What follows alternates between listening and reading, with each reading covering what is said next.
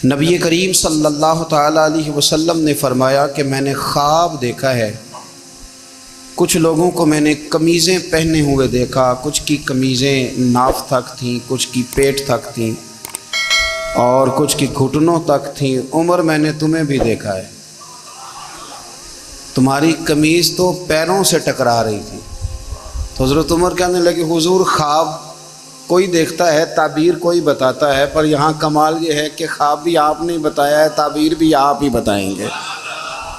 حضور پھر بتا دیں اس خواب کی تعبیر کیا ہے؟ تو حضور نے فرمایا تعبیر یہ ہے کہ کسی کا دین ناف تک، کسی کا گھٹنوں تک، کسی کا پیٹ تک، اور عمر تو سارا ہی دین میں لپٹا ہوا ہے، تو سارا ہی دیندار ہے، سارا ہی۔ حضرت عمر فاروق رضی اللہ تعالیٰ عنہ آئیڈیل ہیں، ایک ہیرو ہیں۔ ان کی زندگی کے درجنوں پہلو ہیں، ہر سال ہم ایک پہلو بیان کر دیتے ہیں، کبھی عدل و انصاف پہ بات کر لیتے ہیں، کبھی نظام حکومت پر۔ ان کی زندگی کا ایک پہلو آج بھی ہماری گفتگو کا عنوان رہے گا، پر حضرت عمر کا مرتبہ اور مقام یہ ہے کہ نبی کریم علیہ السلام نے فرمایا کہ جبریل امین 950 سال میرے عمر کی شان بیان کریں تو عمر کی شان ختم نہیں ہوتی۔ 950 سال اگر حضرت جبریل بھی بیان کریں تو یہ مقام ہے سیدنا فاروق اعظم کا۔ اللہ تبارک و تعالیٰ نے جس طرح سارے نبیوں میں شان حضور کو عطا فرمائی، اسی طرح تمام نبیوں کے حواریوں میں سب سے زیادہ شان حضور کے غلاموں کو عطا فرمائی۔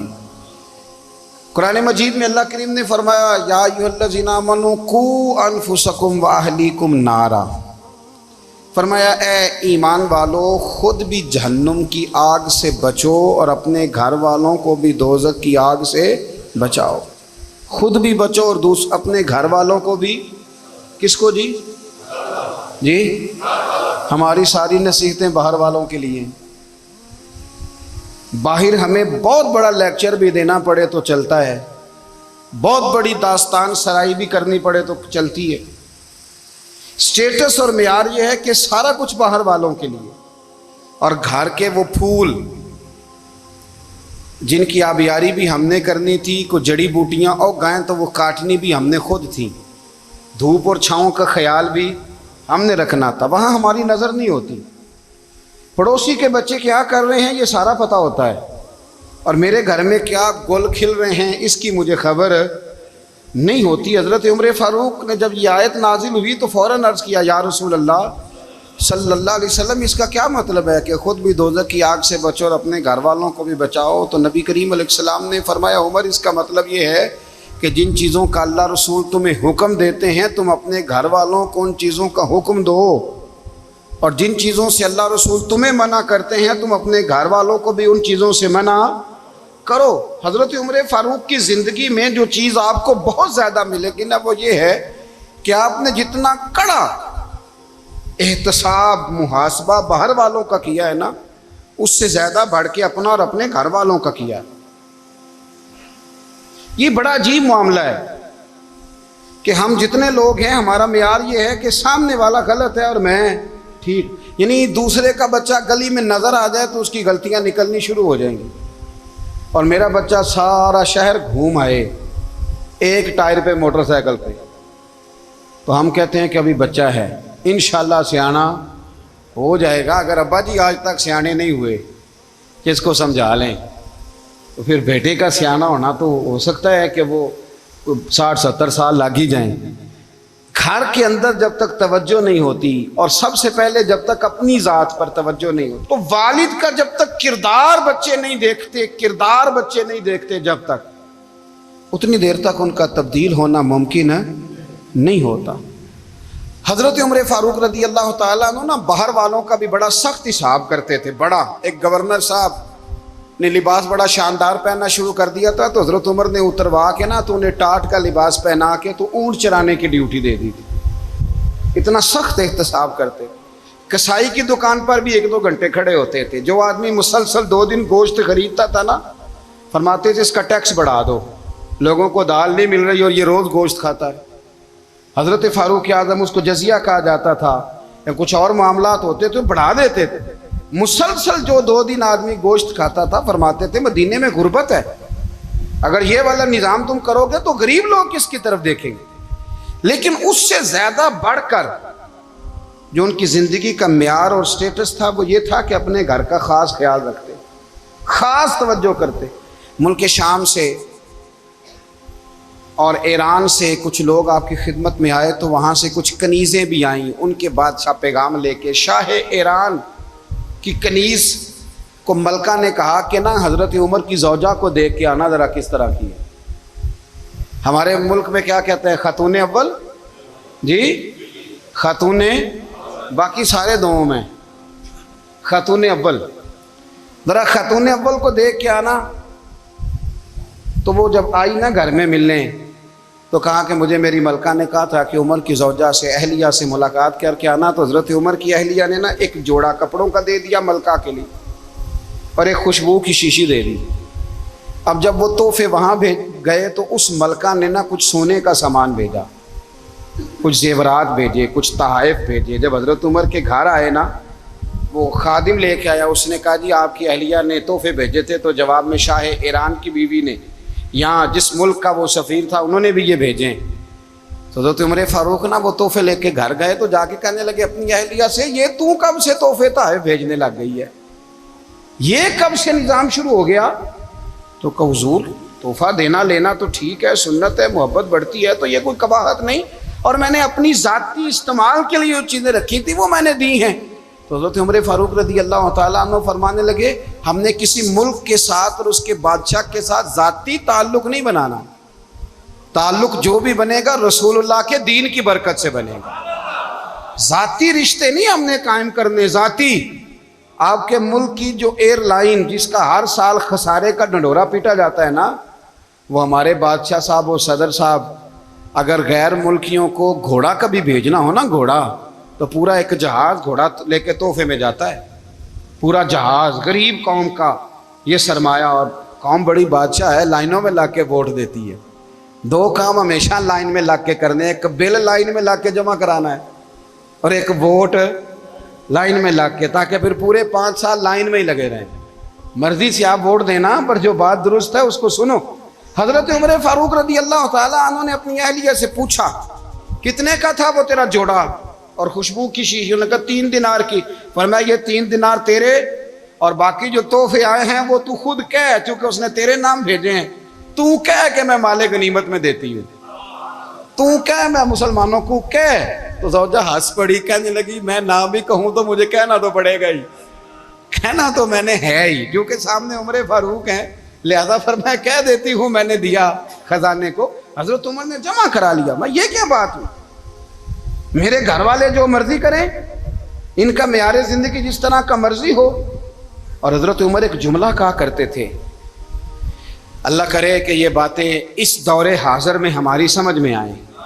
حضرت عمر فاروق رضی اللہ تعالیٰ عنہ اپنے بچوں کو فرمایا کرتے تھے کہ بہت آدمی کو بھوک لگی ہو نا، اور پھر اس کی پسند کا کھانا پکا ہو، تو اتنے شوق سے وہ اس کھانے کو دیکھتا ہے نا، فرمایا اس طرح پوری قوم اپنے بادشاہوں کے خاندان کو دیکھتی ہے، اس تیزی کے ساتھ دیکھتے ہیں کہ ان کے گھر میں کیا ہو رہا، ان کا معیار زندگی کیا ہے، ان کا سٹیٹس کیا ہے. سیدنا فاروق اعظم رضی اللہ تعالیٰ عنہ نے اپنے گھر کے اندر اپنے بچوں، آپ کے بچے دونوں کاروبار کے لیے مصر گئے، تو وہاں کے گورنر صاحب نے لوگوں سے، ایک بہت بڑا قافلہ گیا مدینے سے مصر تجارت کے لیے، جاتے ہیں نا آج بھی قافلے کئی ملکوں میں، تو یہ گئے تجارت کے لیے. تو حضرت عبداللہ ابن عمر اور حضرت عبید اللہ ابن عمر، حضرت عمر کے دونوں بیٹے گئے. جناب عمر فاروق کے بچے جب وہاں پہنچے تو مصر کے گورنر نے نا لوگوں کو تعارف کرایا کہ یہ عمر فاروق کے بیٹے ہیں. یہ حضرت یہ چودھری کے بیٹے کو کون بتاتا ہے کہ تو چودھری کا بیٹا ہے؟ باہر والے بتاتے ہیں، گھر والے جی. اور سیٹھ صاحب کے بیٹے کو کون بتاتا ہے کہ تو سیٹھ صاحب کا بیٹا ہے؟ اور مالک کو کون بتاتا ہے کہ تو مالک کا بیٹا ہے اور یہ کرایہ دار ہے؟ یہ کون بتاتا ہے؟ یہ سوچ ہم دیتے ہیں بچوں کو. چودھری اور کمی کی سوچ، امیر اور غریب کی سوچ، مالک اور کرایہ دار کی سوچ، گھر کے مالک کی اور کام کرنے والے کی سوچ، یہ ہم دیتے ہیں. یاد رکھنا یہ ہم دیتے ہیں، یہ ہمارا مزاج ہے، یہ باہر سے نہیں آتی۔ تو کوئی شہزادہ ہے، تو سیٹھ ہے، تو نواب ہے، یہ سوچ باہر سے نہیں آتی، یہ اماں سوچ دیتی ہے، اماں، یہ ابا سوچ دیتا ہے۔ اور پھر جب تباہی اترتی ہے تو اس کے ذمہ دار بھی باہر والے نہیں ہوتے، گھر والے ہوتے ہیں، گھر والے۔ ہمارے بچوں کی طبیعتوں پر زیادہ نقش باہر والوں کا نہیں ہوتا، گھر والوں کا ہوتا ہے، یاد رکھیے گا۔ حضرت عمر فاروق رضی اللہ، بچے ہیں، شہزادے ہیں، وہ کاروبار کرنے گئے اور وہاں لوگوں نے بتایا گورنر صاحب نے کہ یہ فاروق اعظم کے بچے امیر المومنین کے۔ لوگوں نے ان سے زیادہ مال خریدا، تجارت میں زیادہ نفع ہوا، ظاہر ہے کہ وہ آپ کے جو اللہ خیر کرے حکمران ہیں، ان کے کاروبار کتنے ملکوں میں ہیں، کس بنیاد پر ہیں؟ وہ صرف اس بنیاد پر کہ وہ حکمران رہے، ان کے لیے آسان تھا بڑے لوگوں سے تعلقات بنانا۔ حضرت عمر فاروق رضی اللہ تعالیٰ عنہ کے بچے ڈھیروں مال کما کے جب واپس آئے نا، تو حضرت عمر سے آ کے بچوں نے بطور محبت کا، ابا جی اللہ نے بڑا ہی فضل کیا ہے، بڑا مال کمایا الحمدللہ، یہ دیکھیں کتنا نوازا ہے۔ تو حضرت عمر کہنے لگے سارے قافلے نے اتنا ہی کمایا ہے، سارے قافلے نے اتنا ہی کمایا ہے؟ تو حضور نہیں، سارے قافلے نے اتنا نہیں کمایا، سب کو اتنا نہیں ملا۔ وہ تو وہاں گورنر صاحب نے لوگوں کو تعارف کرایا تھا کہ یہ عمر کے بچے ہیں، تو لوگوں نے پھر ہم سے بڑا ہی خریدا۔ تو حضرت عمر فرمانے لگے ٹھیک ہو گیا، میں بات سمجھ گیا ہوں، اس طرح کرو جو تمہاری اصل زر تھی نا، جو راز تھی، وہ رکھ لو اور باقی سارا مال مال خزانہ میں جمع کرا دو، اس لیے کہ یہ تم نے تجارت نہیں کی، یہ تم نے اپنے باپ کا نام بیچا ہے، یہ تم نے امیر المومنین کے بیٹے ہونے کا فائدہ اٹھایا ہے۔ فرمایا یہ تمہارا نہیں حق، یہ مسلمانوں کا ہے، اس لیے کہ یہ مال تم نے محنت سے نہیں کمایا، یہ باپ کی کرسی کا فائدہ اٹھایا ہے۔ اور فرمایا اگر تم نے مال جمع نہ کرایا تو میں مال بھی لے لوں گا زبردستی اور کوڑے بھی ماروں گا، ڈبل سزا دوں گا، مرضی سے جمع کراؤ گے تو کوڑوں سے بچ جاؤ گے۔ بڑے بیٹے نے تو جمع کرا دیا، تو چھوٹا تھوڑا پریشان ہوا، تو حضرت عبداللہ ابن عمر چھوٹے کا ماتھا چوم کے کہنے لگے بیٹے چپ کر کے جمع کرا، یہاں بھی فخر کر کے ہم عمر کے بیٹے ہیں، اور قیامت میں بھی فخر کریں گے کہ ہم فاروق اعظم کے بیٹے ہیں، یہاں بھی ناز کریں گے اور وہاں بھی ناز کریں گے کہ عمر کے بچے ہیں۔ ہمارے باپ نے خود بھی حلال ہی کھایا ہے، اور جب ہماری کمانے کی باری آئی ہے تو ہمیں حکم بھی حلال کھانے کا دیا۔ بھائی ہمارا مزاج نہیں، بچہ جب لے کے آتا ہے 2 لاکھ روپیہ تو کبھی پوچھے کہاں سے آیا ہے؟ جب وہ پہلے دن غلط دوستوں کے پاس جا کے بیٹھتا ہے تو کبھی نکالا ہے گھر سے اسے؟ یہ بہت سارے خمیازے ہمیں اس لیے بھگتنے پڑتے ہیں کہ ہم ابتدا میں سوراخ بند نہیں کرتے، جب اس میں شگاف پڑ جاتا ہے، سیلاب آتا ہے تو ہمیں ہوش آتی ہے۔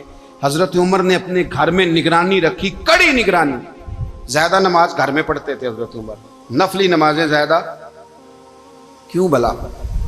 بھائی یاد رکھیں کہ آپ نے اگر سجدہ کرنا ہے تو بچہ لیٹ جائے گا، وہ اسے پتا کوئی نہیں سجدہ کیا ہے، لیکن جب گھر میں کبھی قرآن ابا جی کھول لیں نا، جب ابا جی کا موڈ بن جائے نا لیکچر دینے کا، وہ گھر میں شروع ہو جاتے ہیں، کہتے ہیں آپ لوگ نماز نہیں پڑھتے اس لیے میرے کاروبار میں برکت کوئی نہیں، تم سویرے قرآن پاک نہیں کھولتے تو میں تباہ ہو گیا ہوں۔ تو میاں آپ نے کب گھر میں قرآن پاک کھولا تھا؟ آپ نے کب نماز پڑھی؟ آپ نے کب گھر کے اندر اللہ رسول کا ذکر کیا تھا؟ آپ نے کب حدیث چھیڑی؟ آپ نے بھی تو گھر کے اندر جب بھی آپ آئے ہیں تو آپ نے وہی کچھ کیا جو دنیا دار کرتے ہیں، آپ بھی تو اپنا موبائل لے کے الگ کونے میں بیٹھ گئے، آپ نے بھی تو کہا ہے کہ اب تمہارے چینل ختم، اب میری مرضی والا چلے گا۔ تو جو آپ نے کیا ہے بچے بھی وہی کام کریں گے، آپ نے بھی گپ شپ لگائی ہے تو وہ بھی لگا رہے ہیں۔ یہ سمجھ لیں جو کام آپ کریں گے آپ اپنے بچوں کی سیرت میں اس کا جلوہ دیکھ لیں گے۔ بڑی پکی سی بات ہے کہ آپ کو بچے کی عادتیں دیکھ کے سمجھ آ جائے گی کہ میں بھی یہی کرتا تھا اور یہ بھی۔ حضرت عمر فاروق رضی اللہ تعالیٰ عنہ وصال فرما گئے، تو آپ کے وصال کے بعد حضرت عثمان غنی رضی اللہ تعالیٰ عنہ نے آپ کی ایک بیوہ سے نکاح کیا، حضرت عمر کی ایک بیوہ سے۔ جب وہ آپ کے نکاح میں آئی تو کہنے لگی حضرت عثمان غنی سے کہ حضور نہ تو میں خوبصورت ہوں اور نہ میں جوان ہوں، نہ آپ کی کوئی خدمت کر سکتی، میرے ساتھ نکاح کرنا سمجھ میں نہیں آیا۔ کیا شاندار جواب دیا حضرت عثمان غنی نے، کیا خوبصورت جواب دیا۔ فرمانے لگے میں نے اس لیے نکاح نہیں کیا کہ مجھے تمہارے حسن سے دلچسپی تھی یا تمہاری خدمت کی ضرورت تھی، میں نے تو اس لیے نکاح کیا ہے کہ مجھے بتاؤ عمر فاروق گھر کے اندر اپنے رب کی عبادت کس طرح کرتے تھے۔ وہ قرآن پاک کس طرح پڑھتے تھے, وہ رویا کیسے کرتے تھے, استغفار کا طریقہ کیا, کس وقت کس انداز میں وہ اپنے رب کو یاد کرتے تھے. اس لیے کہ عمر کئی دفعہ گھر سے آتا تھا تو میں اس کے چہرے پر نور دیکھا کرتا تھا, میں روشنی دیکھتا تھا, ایک معیار دیکھتا تھا. نکاح اس لیے کیا ہے کہ مجھے عمر کی جو گھر کے اندر کی عبادت ہے اس سے آگاہ کرو, تاکہ عثمان غنی بھی چاہتے ہیں اس طرح کے عمل کرو جس طرح کہ عمر فاروق کر کے گئے ہیں. بھائی جب تک ہم اپنے گھر میں وہ توجہ نہیں دیں گے, وہ مزاج دیکھیں نا, ہمارے گھروں میں جب نقشہ پاس ہوتا ہے تو ٹی وی لان بھی اس میں ہوتا ہے, ڈرائنگ روم بھی ہوتا ہے, نماز کی جگہ بھی ہوتی ہے نقشے میں. صحابہ جب گھر بناتے تھے تو ایک مسجد بیت کا نقشہ پاس کرتے تھے, ذہن میں رکھتے تھے کہ یہ کونا نماز کے لیے, وہاں جوتے لے کے کوئی نہیں جائے گا, وہاں نماز پڑھی جاتی تھی, عورتیں وہاں اعتکاف کرتی. ٹی وی لان تو آ گیا ہے, اور گھر کے اندر ٹی وی رکھنے کے لیے تو ایک کمرہ الگ سے بنا دیا گیا ہے, اور اب جو نئے نقشے پاس ہو رہے ہیں اس کے اندر گھروں کے اندر جگہ بنائی گئی ہے جہاں کمپیوٹر رکھے جائیں, اور بچوں کے لیے وائرنگ ہوگی نیچے تاکہ انہیں کوئی مشکل درپیش نہ ہو. یہ ساری چیزیں ہم نے نہانے کے لیے گھروں کے اندر اتنے اتنے بڑے واش روم بنائے ہیں کہ لگتا یہ ہے کہ سوائے نہانے کے اور کام ہی نہیں کوئی گھر میں ہوگا. ہر چیز آ گئی, پر اللہ کرے کوئی تفسیر بھی ٹیبل پہ پڑی نظر آئے, کوئی حدیث کی کتاب بھی ٹیبل پہ پڑی نظر آئے. اللہ کرے کہ جس طرح ابا لطیفہ سن کے آتا ہے تو جب تک سنا نہ لے اسے ہضم نہیں ہوتا. اللہ کرے کہ وہ جمعے میں بیان سن کے جائے تو اس کا بھی دل کرے میں اپنے بچوں کو سناؤں. وہ نبی پاک کی کوئی حدیث کہیں سے سنے تو گھر جا کے سنائے. جب تک یہ معیار نہیں بنتا, آپ کیسے توقع کرتے ہیں کہ گھر کے اندر اللہ کی رحمتیں نازل ہوں گی؟ آپ یہ کیسے توقع کرتے ہیں کہ گھر کے اندر وہ معیار اور وہ مزاج بنے گا؟ حضرت عمر فاروق نے ذاتی زندگی پر جو توجہ دی, گھر والوں کے معیار پر جو توجہ دی حضرت عمر فاروق رضی اللہ تعالیٰ عنہ نے, وہ بھی بڑی دیدنی ہے. حضرت ابو موسیٰ اشعری کو نا آپ نے وزیر خزانہ بنایا, وزیر خزانہ. تو حضرت ابو موسیٰ اشعری کہتے ہیں کہ حضرت عمر کو شیخ خزانے میں رہنے تو دیتے نہیں تھے. ایک دن نا میں صفائی کر رہا تھا اس کمرے کی جس میں خزانہ رہتا تھا. ہمارے تو ملک میں جو جاتا ہے وہ صفائی کر کے ہی جاتا ہے, اللہ خیر کرے. اور خیر معیار بدلتا ہے. جو پچھلی حکومت ہوتی ہے وہ قرضہ اٹھاتی ہے, وہ باہر سے جاتی ہے تو قرضہ لے کے آتی, اور جو نہیں آتی ہے وہ کہتی ہے ہمیں پیکج مل گیا ہے. وہ قرضہ نہیں اٹھاتے, ان کو کیا ملتا ہے؟ یعنی پچھلی نے قرضہ لیا تھا اور ہم نے, واہ جی واہ کیا خوبصورت انداز ہے, اس کا نام بدل کے نا انہوں نے قرضہ لیا تھا اور ہم نے, میں کہا بڑے شاندار سیانے بندے ہو گئی. اور اللہ تعالیٰ خیر فرمائے, ہمارے جو بڑے شاندار قسم کے دوست ہیں نا, شاندار, جن کا ادب سے نام لیتے ہیں, وہ عرب کے بادشاہ ہیں. ہم تو عرب خالی کہتے بھی نہیں, عرب شریف کہتے ہیں, عرب شریف. انہوں نے پتہ کیا کیا ہے؟ انہوں نے اس طرح کیا ہے کہ جو کشمیریوں کا قاتل تھا نا اس کے گلے میں میڈل ڈال دیا ہے. یہی کام وہ کرتے رہتے. انہوں نے پہلے انہیں بلا کے مندر بھی بنوائے تھے, ہمیں کوئی شکوہ نہیں, ان کی زمین ہے, اللہ تعالیٰ توفیق عطا کرنے والا ہے. پر خیال یہ تھا کہ چلو کشمیریوں کے زخم پر نمک نہ چھڑکتے, 2 مہینے انتظار کر لیتے, کچھ حالات سنور جاتے, کچھ تھوڑا انتظار. ہیں ہمارے دوست, ہمارے وزیر اعظم صاحب جب جاتے ہیں تو وہ پھولوں کا ہار ڈالتے ہیں ہمارے دوست. لیکن انہیں وہ حدیث یاد نہیں کہ نبی پاک علیہ السلام نے فرمایا جب میرے مومن کو تکلیف ہوتی ہے تو مجھے بھی گنبد خضرا میں تکلیف ہوتی ہے. انہیں نہ کشمیریوں کا خون یاد نہیں آیا, انہیں برہان وانی کی کٹی ہوئی لاش یاد نہیں آئی, انہیں 30,000 بیوہ عورتیں 30,000 بیوہ عورتیں یاد نہیں آئی, 30,000 بیوہ عورتیں جن کے سہاگ اجڑ گئے, اور انہیں 1.25 لاکھ یتیم بچہ یاد نہیں آیا جو یتیمی کی زندگی گزار رہا ہے, اور اس کے باوجود بہت بڑے ذمہ دار ہیں وہ. مجھے پڑھ لینے دو آج احمد فراز کا شعر. وہ ہمارے مکتب کوئی ایسا نہیں کہ وہ مولوی تھا, وہ غیر جانبدار تھا, پر مجھے آج پڑھ لینے دو اس کا شعر. یہ کلیجے کا درد ہے, پڑھ لینے دو. اس نے کہا تھا کہ پڑھتا ہوں تو کہتی ہے یہ خالق کی کتاب ہے, مثل یہودی یہ سعودی بھی عذاب, اس قوم کے بارے میں کیا لکھوں فراز, کعبے کی کمائی سے جو پیتے ہیں شراب, کعبے کی کمائی سے جو پیتے ہیں شراب, اس قوم کے بارے میں کیا لکھوں فراز. کہ کعبے کی کمائی سے جو پیتے ہیں شراب, میں خیال نہیں آیا تمہارا صرف دین یہ ہے کہ قبریں گرا دو, مزارات گرا دو فقط یہ دین ہے؟ کوئی نبی پاک کے روزے کی طرف منہ کرے تو اسے مشرک کہو، یہ دین ہے؟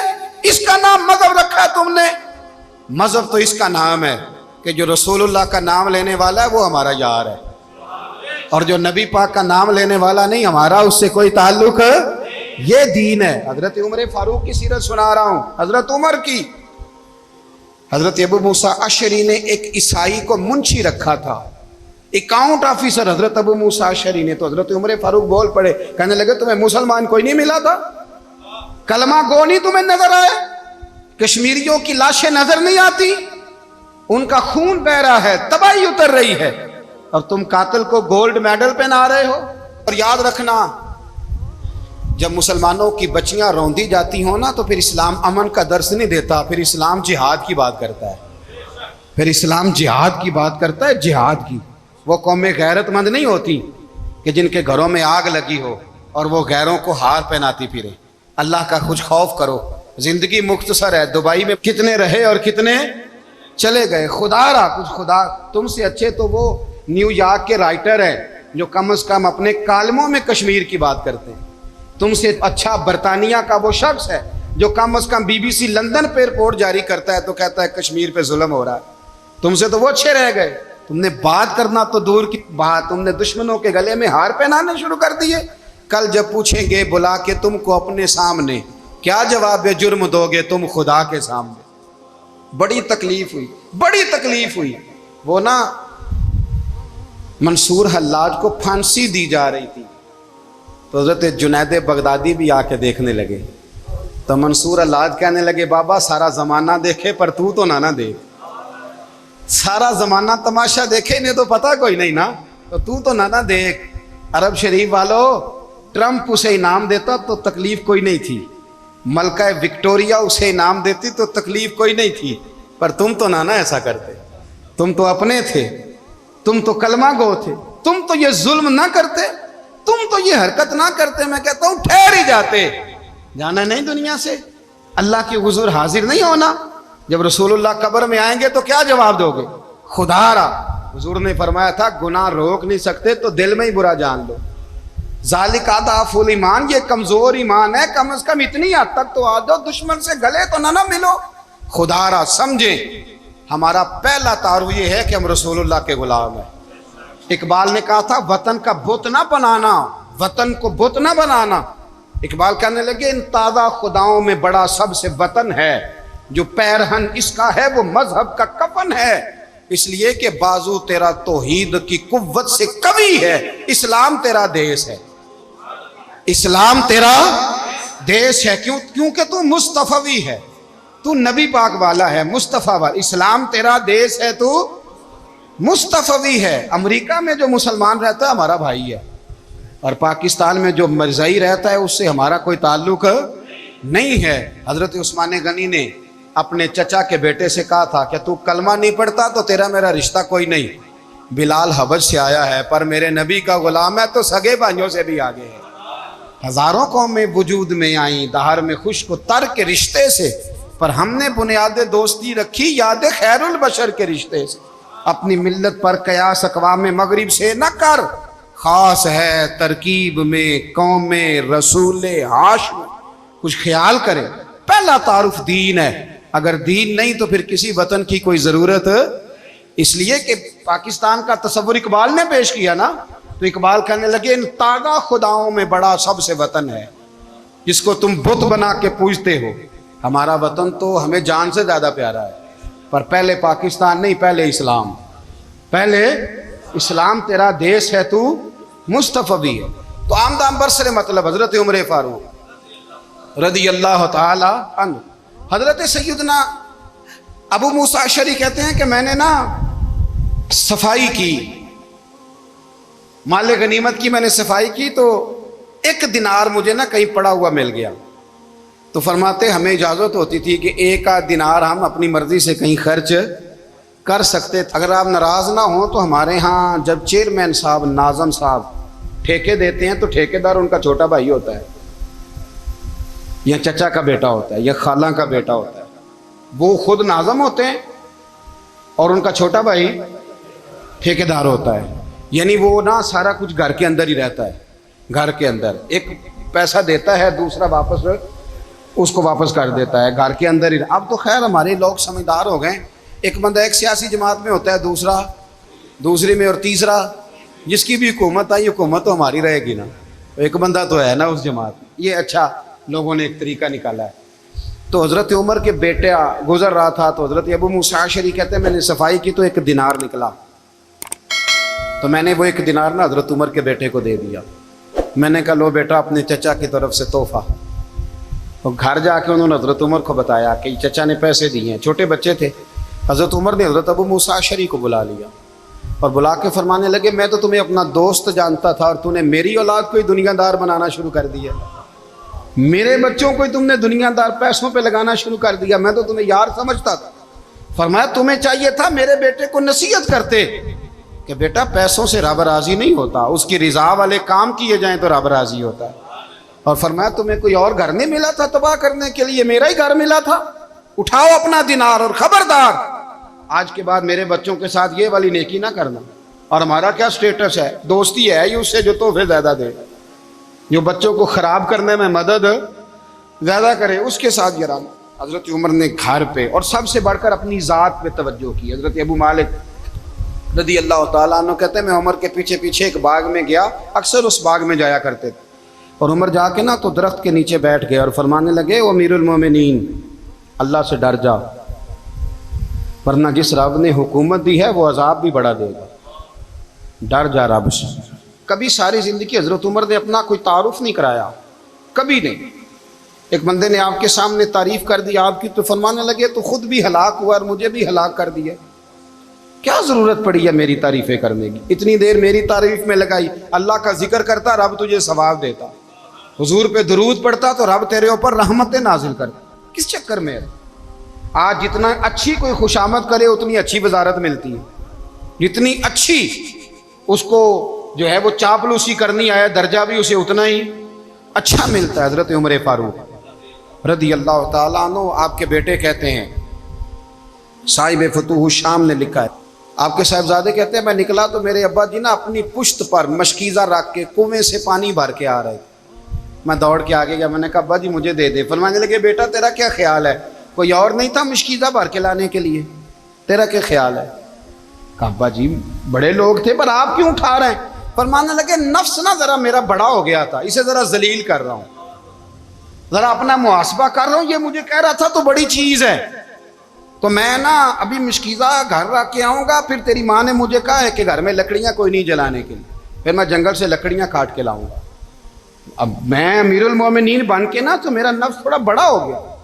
اب یقین کریں ہمارا ہاضمہ خراب ہو جاتا ہے جب تک ہمارا تعارف صحیح نہ ہو، ہمارا تعارف ٹھیک نہ ہو، میں یہ ہوتا ہوں میں وہ ہوتا ہوں، چھوڑ مٹی دیں تے مٹی رہنا ہی، مٹی دیں تے مٹی دیں تے مٹی رہنا ہی، ایویں کادی بلے بلے اج مٹی دے اتے بندیا تے کل مٹی دے تھلے، مٹی دیں تے مٹی رہنا ہی، کادی بلے، مجھے پوچھ لو مجھے جان لو میرا نام لے لو، میں بھی آیا ہوں، میں بھی ہوتا ہوں، میرا بھی یہ تذکرہ ہے، میں بدکار پرانا خادم کسے در ملی نہ ڈھوئی، اے تے واصف یار نے نظر جو کی تھی تے واصف واصف ہی ہوئی۔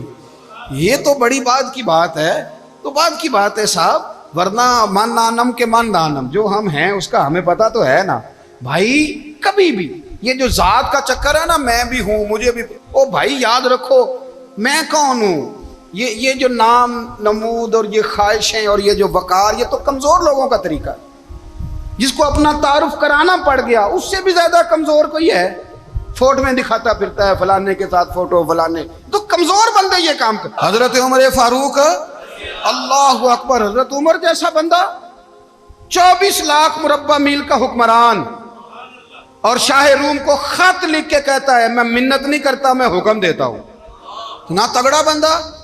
جنگ قادسیہ کے لیے حضرت سعد بن ابی وقاص کو بھیجا، فتوح الشام پڑھ کے دیکھیں، حضرت عمر بڑے پریشان ہیں، اتنے دن ہو گئے کوئی رپورٹ ہی نہیں آئی، اب تو موبائل ہے نا، ایک ایک منٹ کی رپورٹ لیں آپ، بلکہ آپ ایک ایک منٹ کی فوٹو لیں، آپ رپورٹ تو دور رہ گئی۔ حضرت عمر فاروق رضی اللہ تعالیٰ عنہ بڑے پریشان ہیں کہ قادسیہ میں حضرت سعد بن ابی وقاص کے ساتھ لوگ جہاد کرنے گئے، رپورٹ کوئی نہیں آ رہی، اتنے پریشان تھے کہ باہر نکل کے نا اس رستے پہ بیٹھ جاتے جو رستہ قادسیہ کی طرف سے آتا تھا. اس جو بھی آتا جاتا پوچھتے جنگ کے کیا حالات ہیں. ادھر جب اللہ نے فتح دے دی نا تو حضرت سعد بن ابی وقاص رضی اللہ تعالیٰ عنہ نے ایک قاصد کو خط دے کے بھیجا. کہنے لگے عمر کے پاس جاؤ, انہیں اطلاع دو کہ الحمدللہ اللہ نے اسلام کو فتح عطا کر دی. یہ حضرت عمر کو جا کے دینا. وہ بڑے پریشان ہوں گے. وہ جو اس زمانے میں اس طرح ہوتا تھا کہ کئی دور دور سے صحابہ جو دوسرے شہروں کے ملکوں کے رہنے والے ہوتے تھے وہ بھی آ کے شامل ہو جاتے تھے جہاد میں. کوئی ایک دفعہ مدینے آیا, کوئی 2 دفعہ آیا, پھر اپنے اپنے علاقوں میں. بہت سارے لوگوں نے زیادہ دفعہ حضرت عمر کو دیکھا بھی نہیں تھا. وہ جو قاصد خط لے کے آیا تھا نا اس نے 1 دفعہ دیکھا تھا. حضرت عمر بوڑھے ہو گئے, وہ پہچانتا نہیں تھا. میری بات کی سمجھ آ رہی ہے آپ حضرات کو؟ ادھر سے وہ خط لے کے آ گیا. حضرت عمر مدینے سے باہر نکل کے اس روڈ پہ بیٹھے تھے جو قادسیہ سے آتا تھا. جب وہ اس آدمی کو آتے دیکھا تو حضرت عمر اٹھ کے کھڑے ہو گئے, فرمانے لگے قادسیہ سے آ رہے ہو؟ وہ کیا کہتا ہے؟ پھٹے پرانے کپڑے, ٹوٹے ہوئے جوتے, سر پہ پرانی پگڑی. کہنے لگے غلام مدینے کے رہنے والے ہو؟ حضرت عمر کہنے لگے ہاں مدینے کا ہوں. کہا میں قادسیہ سے آیا ہوں, الحمدللہ اللہ نے اسلام کو فتح دے دی ہے, الحمدللہ کفر کی کمر ٹوٹ گئی ہے. اس نے یہ بات کر کے تو گھوڑے کو ایڑی لگائی, گھوڑا دوڑنے لگا مدینے کے. حضرت عمر بھی ساتھ ساتھ دوڑ رہے. فرمانے لگے اچھا بتاؤ خالد بن ولید کا کیا حال ہے؟ تھوڑا آگے جا کے فرمانے لگے اسامہ بن زید کیسے؟ وہ کہتے ہیں ٹھیک ہے. پھر اس نے اور گھوڑا, عمر ساتھ ساتھ دوڑ رہے ہیں, ساتھ ساتھ. 24 لاکھ مربع میل کا حکمران, ایک جوتا پیر سے نکل گیا, عمر دوڑ رہے ہیں. آگے جا کے پوچھتے ہیں سعد بن ابی وقاص کا کیا حال ہے؟ کہ حضور وہ بھی ٹھیک ہے. کتنے لوگ میرے شہید ہو گئے مسلمانوں میں سے؟ کہنے لگا صحیح گنتی کا نہیں پتا. یہ لفظ ادا ہوتے ہوتے مدینے کی سرحد آ گئی. لوگوں نے عمر کو گھوڑے کے ساتھ دوڑتے دیکھا تو کہا امیر المومنین کیوں دوڑ رہے ہیں؟ وہ غلام چھلانگ لگا کے نیچے آیا, قدموں میں بیٹھ گیا. کہنے لگا حضور آپ نے بتایا ہی نہیں آپ امیر المومنین ہیں. آپ فرمانے لگے کیا بتاتا؟ میں تو اونٹ چرانے والے کا پتر ہوں, کیا بتاتا؟ وہ عمر ہوں جس نے اپنے گناہوں کا حساب دینا ہے. کیا بتاتا؟ جو سعد بن ابی وقاص کو جہاد پہ بھیج کے خود بزدلوں کی طرح گھر میں بیٹھا ہے. کیا بتاتا؟ کوئی حیثیت نہیں, کوئی تار. تو نے اچھا کیا, تو مجاہد تھا, مجھے ساتھ ساتھ دوڑایا, تو نے اچھا کیا. جتنے لوگ تھے چیخے مار کے رونے لگے. حضرت فاروق اعظم سے کہنے لگے عمر جب تک تیرے جلوے رہیں گے اللہ کامیابیاں ہی عطا فرمائے گا, جب تک تیرا رنگ رہے گا اللہ تعالیٰ نوازتا ہی رہے گا. کچھ نہیں کبھی اپنا آپ ظاہر ہی نہیں کیا. بہت بڑے تھے, بہت بڑے تھے حضرت عمر, بڑے تھے, لیکن ساری زندگی اپنے محاذ. حضرت ابو رافع غلام تھے, قرآن پاک بڑا سونا پڑھتے تھے. حضرت عمر جب بھی انہیں ملتے کہتے ابو رافع تو عمر سے اچھا ہے, قرآن بڑا شاندار پڑھتا ہے. تو وہ کہتے حضور اگر میں قرآن صحیح پڑھتا ہوں تو آپ کو قرآن کی تشریح زیادہ صحیح آتی ہے, آپ بھی تو مجھ سے افضل ہیں. تو آپ فرماتے نہیں پھر بھی تو مجھ سے افضل ہے. کیوں؟ اس لیے کہ تو اپنے غلام اپنے آقا کی نوکری بھی ٹھیک کرتا ہے اور رب کی عبادت بھی ٹھیک کرتا ہے, اور مجھے خالص صرف عبادت کرنی ہوتی ہے وہ بھی ٹھیک نہیں کر پاتا. ساری زندگی اپنا محاسبہ, ساری زندگی اپنے گریبان میں دیکھا, ساری زندگی اپنے آپ کو پرکھا, اپنے آپ کو ٹٹولا. 62 سال عمر بیت گئی. حضرت حذیفہ بن یمان ایک صحابی تھے, میرے نبی کریم علیہ السلام نا ان سے راز کی باتیں کرتے تھے. ہر بندے کا ہاضمہ ٹھیک نہیں ہوتا, سب سے راز کی بات نہیں کرنی چاہیے. حضرت حذیفہ بن یمان کہتے ہیں حضور راز کی باتیں بتاتے. مدینہ منورہ میں جو منافقین تھے ان کی لسٹ بھی نبی پاک نے حضرت حذیفہ بن یمان کو دی تھی. جب کوئی مشکوک آدمی مر جاتا نا تو صحابہ کہتے ہیں ہم دیکھتے اگر حضرت حذیفہ نے جنازہ پڑھا ہے تو ہم بھی جنازہ پڑھ لیتے. نبی پاک نے بھی کچھ جنازے نہیں پڑھے. ترمذی میں ہے, فرمایا عثمان سے جو بغض رکھے اس کا جنازہ نہیں پڑھیں گے. حضرت حذیفہ بن یمان اگر جنازہ پڑھتے تو لوگ پڑھتے, وہ نہ پڑھتے تو لوگ جنازہ نہ پڑھتے. حضرت حذیفہ بن یمان کہتے ہیں جناب عمر فاروق کی خلافت کے آخری ایام تھے, کچھ دنوں کے بعد وہ شہید ہو گئے. فرماتے آدھی رات کا وقت تھا, میں گھر میں سویا تھا بڑا بے فکر, اچانک میرے دروازے پہ دستک ہوئی, میں گھبرا کے اٹھا. اتنی رات کو کون آیا؟ کہتے ہیں قربان جاؤں, دروازے پہ گیا تو امیر المومنین فاروق اعظم دروازے پہ. میں نے کہا عمر کوئی حکم تھا تو مجھے بلا لیتے. کہنے لگے میں نا امیر بن کے نہیں آیا, تیرا ویر بن کے آیا ہوں. امیر المومنین کی حیثیت سے سرکاری کام سے بلاتا تو وہاں بلاتا، مجھے ایک ذاتی کام پڑ گیا۔ کہتے میں نے عمر کو گھر کی اندر بلا کے چارپائی پہ بٹھایا، میں نے کہا حضور میں غریب آدمی، میں کیا آپ کے کام آ سکتا ہوں؟ تو کہتے انہوں نے نا مجھے ساتھ بٹھا لیا، پھر میرا ہاتھ پکڑ لیا، کہنے لگے تو عمر کو جانتا ہے؟ عمر جھوٹ نہیں بولتا۔ تو جانتا ہے؟ عمر وعدوں کا پکا ہے۔ کہا حضور جانتا ہوں۔ کہا میں اس وقت آیا ہوں جب دیکھ بھی کوئی نہیں رہا۔ حضرت حذیفہ بن یمان کہتے ہیں پریشان ہو گیا، حضور پہلیاں نہ بجھوائے، مہربانی کر بتائیں کدھر آئے ہیں؟ حضرت عمر فاروق فرمانے لگے 62 سال کا ہو گیا ہوں، 63 میں چل رہا ہے، داڑھی سفید ہو گئی ہے، پھل پک گیا، اٹھ فریدہ ستیا، داڑھی آ گئی پور، اگا نیڑے آ گئی، پچھا رہ گئی دور، اب قبر اشر کا معاملہ صاف نظر آنے لگا ہے۔ کہا حضور مجھ سے کیا چاہتے ہیں؟ حضرت عمر رو پڑے، کہنے لگے آج میں عشاء کے بعد نکلا ہوں تو نبی پاک کے صحابہ مجھے نیک کہہ رہے تھے، پھر میں نے بچوں کی ماں سے اور بچوں سے بھی پوچھا ہے، وہ بھی مجھ سے راضی ہیں، پر حذیفہ تیرے ساتھ نبی پاک راز کی باتیں کرتے تھے، سچ بتا کہیں عمر کا نام منافقوں میں شامل تو نہیں؟ سچ بتا ان منافقین میں تو شامل نہیں، کہیں اوپر سے تو نہیں سارا کچھ؟ حضرت حذیفہ بن یمان کہتے ہیں میں باپ کے مرنے پہ اتنا نہیں رویا جتنا عمر کے سوال پہ رویا۔ میں قدموں میں بیٹھ گیا، میں نے کہا نہیں عمر یہ تو میں نے نہیں سنا، لیکن یہ میں نے نبی پاک سے ضرور سنا ہے کہ میرے بعد اگر کوئی نبی ہوتا تو عمر ابن خطاب ہوتا۔ یہ میں نے اپنے کانوں سے سنا ہے کہ عمر جس گلی سے گزرے شیطان رستہ بدل جاتا ہے۔ یہ میں نے اپنے کانوں سے سنا ہے کہ 950 سال حضرت جبریل جناب عمر کی شان بیان کریں تو پھر بھی بیان نہیں ہو سکتا۔ یہ میں نے ضرور سنا۔ دوستو ساری زندگی حضرت عمر نے اگر دوسروں کا محاسبہ کیا تو اپنا اور اپنے بچوں کا بھی کڑا خیال رکھا، اپنی ذات پر بڑی توجہ دی۔ جو لوگ اپنا بھول جاتے ہیں نا، ہمیں اپنی صحت کا بڑا خیال ہے لیکن اپنی روحانی زندگی کا کوئی خیال نہیں ہے، قلبی زندگی کا کوئی تصور نہیں ہے۔ آپ یقین کریں موٹا آدمی کمزور ہونے کے لیے جدوجہد کر رہا ہے، کمزور طاقتور ہونے کے لیے، لیکن جس کو کتنے دن بیت گئے اللہ رسول کی یاد میں رویا ہی نہیں، کتنے دن بیت گئے نہ سننے کو دل ہی نہیں چاہا، جسے مہینوں بیت گئے اور قرآن پاک کی طرف نظر ہی نہیں گئی، وہ فکر مند ہی نہیں۔ زندگی زندہ دلی کا نام ہے، مردہ دل کیا خاک جیا کرتے ہیں؟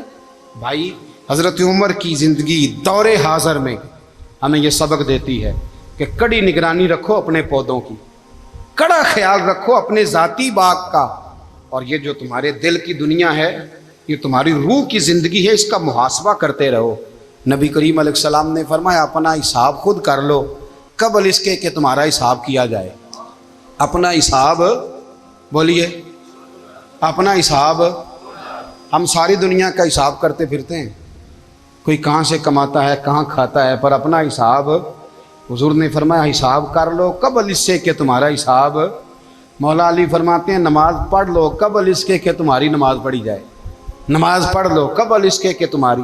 اپنا محاسبہ کریں، تھوڑا سا نا اوپر دائیں بائیں دیکھنے کی بجائے تھوڑی سی گردن جھکا کے نا، درویش کہتے ہیں برے بندے نو میں لبن ٹریا تے جگ تے ملیا نہ کوئی، اپنے اندر چاہتی پائی تے میں تھوں برا نہ کوئی۔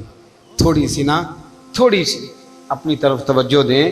ہم نا بے چین وقت گزار رہے ہیں، بے قرار ہیں، بے سکون ہیں، سبب یہ ہے کہ ہم نے نا اپنا حساب کرنا چھوڑ دیا ہے۔ حساب کرو گے، بے حساب تو بندہ روٹی کھا لے تو بیمار ہو جاتا ہے، اور اگر زندگی بے حساب گزرے، گناہوں کا حساب ہی نہ کیا جائے، تقوی کی طرف توجہ ہی نہ کی جائے، تو پھر زندگی دشوار ہو جاتی ہے۔ اور اللہ پوری امت مسلمہ کو ایک حضرت عمر فاروق رضی اللہ تعالیٰ عنہ کے طریقے پر چلنے والا لیڈر عطا فرما۔